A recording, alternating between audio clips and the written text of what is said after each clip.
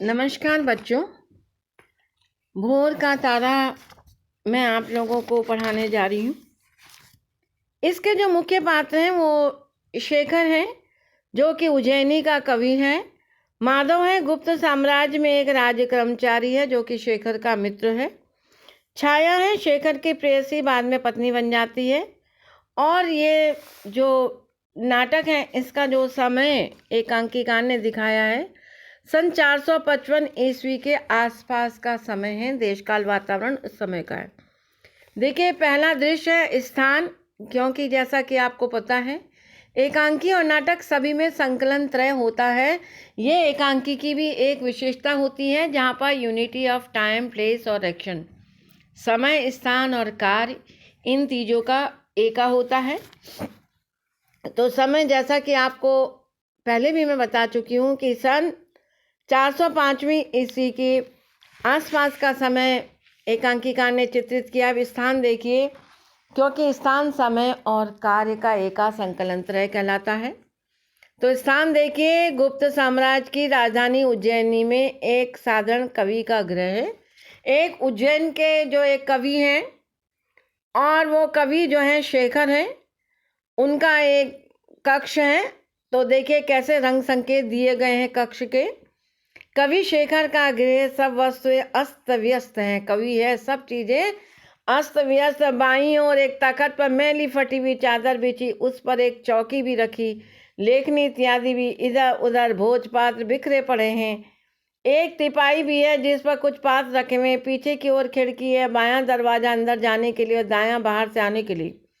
दीवारों में कई आले और ताक हैं जिनमें दीपदान या कुछ वस्तुएं रखी हैं। शेखर कुछ गुनगुनाते हुए टहलता है या कभी कभी तख्त पर बैठकर कुछ लिखता जाता है। जान पड़ता है वह कविता बनाने में संलग्न है। तल्लीन मुद्रा, जो कुछ वह कहता है उसे लिखता भी जाता है। तो देखो बेटा, संकेत के माध्यम से, रंग संकेत के माध्यम से एकांकिका ने अभिनीत होने वाले एकांकी के विषय में बता दी दृश्य के समय में। अब शेखर क्या कर रहा है इसको बता रहे हैं लेखक। अंगुलियां आतुर तुरंत प्रसार खींचते, नीले पट पर छोड़, दोबारा कहता है, फिर लिखता है। टका जिसमें जाने किस ओर, स्वर्ण कर्ण पूरा करने के प्रयास में तल्लीन है। इतने में बाहर से माधव का प्रवेश होता है।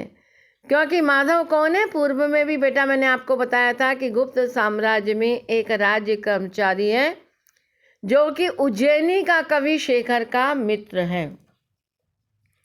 सांसारिकता का भाव और जानकारियां उसके चेहरे से प्रकट होती हैं। द्वार के पास खड़ा होकर थोड़ी देर तक वह कवि की लीला देखता रहता। उसके बाद माधव, शेखर अभी सुना ही नहीं, एक पंक्ति लिखकर, स्वर्ण कर्ण प्रिय को रहा निहार, माधव शेखर चौंक कर, कौन? ओ माधव। उठकर माधव की बढ़ता है। क्या कर रहे हो शेखर? यहाँ आओ माधव, यहाँ। उसके कंधों को पकड़कर तख्त पर बिठाता हुआ, यहाँ बैठो। स्वयं खड़ा है।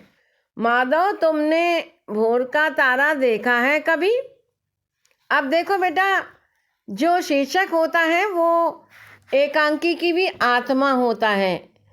तो निश्चित रूप से शेखर माधव से कह रहे हैं, क्योंकि शेखर जो है एक बड़े कवि हैं और कवि की कल्पना और यथार्थ दोनों ही मिलकर कविता का रूप भी धारण करते हैं।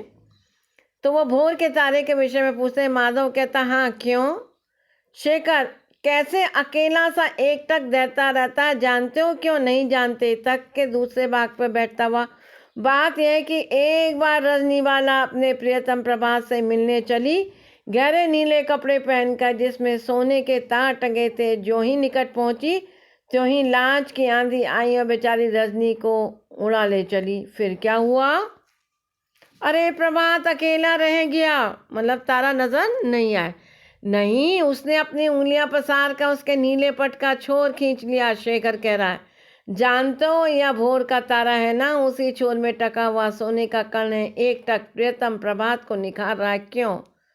माधव कहता, बहुत ऊंची कल्पना है। लिख चुके क्या? शेखर, अभी तो और लिखूंगा। बैठा ही था कुछ लिखने की सोच ही रहा था कि इतने में तुम आ गए माधव। और तब तुम्हें ध्यान हुआ कि तुम धरती पे ही बैठे हो, आकाश में नहीं। मुझे कोस तो नहीं रहे हो शेखर, क्योंकि तुम जिस कल्पना में उड़ रहे थे उस कल्पना से मैं तुम्हें यथार्थ की भूमि में उतार लाया शेखर। क्यों माधव? तुम्हारी परियों तारों की दुनिया में मैं मनुष्यों की दुनिया लेकर आ गया, क्योंकि तुम अभी तक कल्पना जगत में विचरण कर रहे थे और मैं यथार्थ जगत में, मानव जगत में तुम्हें ले आया शेखर। कभी कभी तो मुझे तुम में भी कविता दिख पड़ती है माधव, मुझ में जोर से हंसकर। तुम अटखेलियां करना जानते हो? गंभीर होते हुए शेखर, कविता तो केवल कोमल हृदयों की चीज़ है। मुझ जैसे कामकाजी राजनीतिक सैनिकों तो छूने भर से मुरझा जाएगी। हम लोगों के लिए तो दुनिया की और ही उलझनें बहुत हैं शेखर। माधव, तुमने कभी यह भी सोचा कि उन उलझनों से बाहर निकलने का मार्ग भी हो सकता है?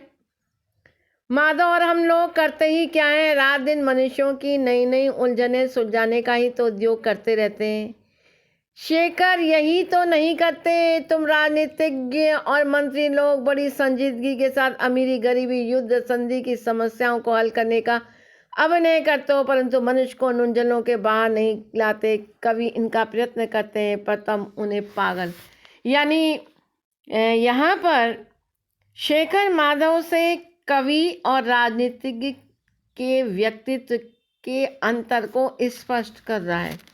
राजनीतिक व्यक्ति क्या करता है? मनुष्य को इस संसार में उलझा कर रख देता है, और कवि का वह चरित्र होता है कि वह उलझाता नहीं है, कि मनुष्य को उन उलझनों से, इस संघर्ष से, इस द्वंद्व से बाहर लाता है। माधव, कवि तुम उलझनों से बाहर निकलने का प्रयास नहीं करते, तुम मुझे भूलने का प्रयास करते हो। तुम सपना देखते हो कि जीवन सौंदर्य, हम जागते रहते हैं और देखते रहते हैं कि जीवन कर्तव्य शेखर। मुझे तो सौंदर्य ही कर्तव्य जान पड़ता। मुझे तो जहाँ सौंदर्य दिख पड़ता वहाँ कविता दिख पड़ती है, वही जीवन दिख पड़ता। माधव, तुमने सम्राट के भवन के पास राजपथ के किनारे उस अंधी भिखमंगी को कभी देखा है? कि शेखर बहुत संवेदनशील हो जाता है, क्योंकि उसका कवि हृदय है और वो जानता है कि सौंदर्य ही कर्तव्य है, क्योंकि सौंदर्य में एक कल्याण का भाव छिपा रहता है, एक शिव का भाव छिपा रहता है, दूसरे के प्रति एक उपकार करने का भाव छिपा रहता है। इसीलिए वो कहते, माधव कहते हैं, हाँ मैं उसे सदा भीख देता है। जानते हो क्यों? क्यों? दया सज्जनस्य भूषणम, क्योंकि दया जो है सज्जनों का आभूषण है। दया हूँ मैं तो इसलिए भीख देता हूँ क्योंकि मुझे उसमें एक कविता, एक लय, एक व्यथा, एक झलक पड़ती है। उसका गहरा झुर्रियोंदार चेहरा, उसके कांपते हुए हाथ, उसकी आंखों के बेबस गड्ढे, उसकी झुकी हुई कमर। माधव, मुझे तो ऐसा जान पड़ता है कि किसी शिल्पी ने उसे इस ढांचे में ढाला हो। इस भाषण से तो उसका अच्छा खासा मनोरंजन हो जान पड़ता है। शेखर, टाट में रेशम का पैबंद क्यों लगाते हो? ऐसी कविता तो तुम्हें किसी देवी की प्रशंसा में करनी चाहिए। किस देवी की? यह तो उसके पुजारी से पूछो। मैं तो नहीं जानता किसी पुजारी को। अपने को आज तक किसी ने जाना है शेखर? पागल। शेखर, सच बताओ, तुम छाया को प्यार करते हो? कितनी बार पूछोगे? बहुत प्यार करते हो माधव। जीवन में मेरी दो ही साधनाएं, छाया का प्यार और कवित्व। और छाया, हम दोनों नदी के दो किनारे हैं जो एक दूसरे की ओर मुड़ते हैं पर मिल नहीं पाते। माधव, सुनो शेखर, नदी सूख भी तो सकती है। बहुत बड़ी बात कह दी माधव ने कि नदी क्या हो सकती है? सूख भी सकती है।